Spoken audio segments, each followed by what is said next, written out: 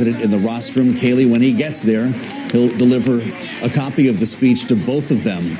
But it could be a while before he arrives, and this is already running pretty late. Yes, indeed. A lot of hands, of course, to be shaken. We understand hours ago, some of these members of Congress were already in the chamber to claim their seats at the aisle so that they would have the opportunity to do what we are seeing right now on Bloomberg TV right. And on YouTube. Shake the hand of the president as he enters the chamber to give this address. He, of course, just behind him, you see leadership of the House, Steve Scalise, the number 2 Republican, Tom Emmer, who is the whip, the Senate Majority Leader, John Thune, here as well, making the trip down for the second time, having already previously entered the chamber. Our first red MAGA hat sighting, courtesy of Marjorie Taylor Greene, standing on the aisle. Of course, not a shock, I think, to anybody here as the Sergeant at Arms tries to clear the way. He's actually got a pretty high-pressure gig tonight, Kaylee, to keep people out of the way of Donald Trump so he can keep walking a fist in the air with obviously a moment we all recall from Butler, Pennsylvania that Rick Davis referred to. I suspect we will hear fight, fight, fight at some point tonight.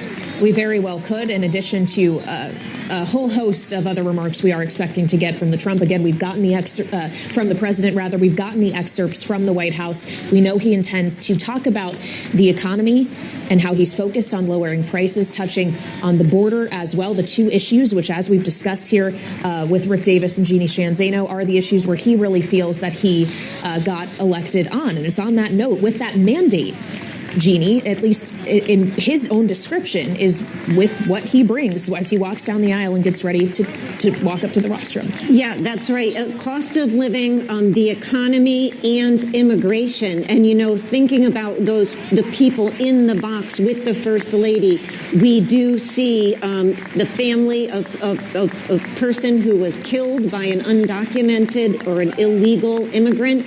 It's certainly something the president wants to underscore. The administration feels very proud of the numbers and the amount of work they've done trying to secure the border. And so we'll hear a lot about that. We'll hear a lot about costs. And, you know, I'm just remembering that when he walked down here last time and he gave the speech, and we'll see him do this time to Mike Johnson, but last time to Nancy Pelosi, he famously did not shake her hand.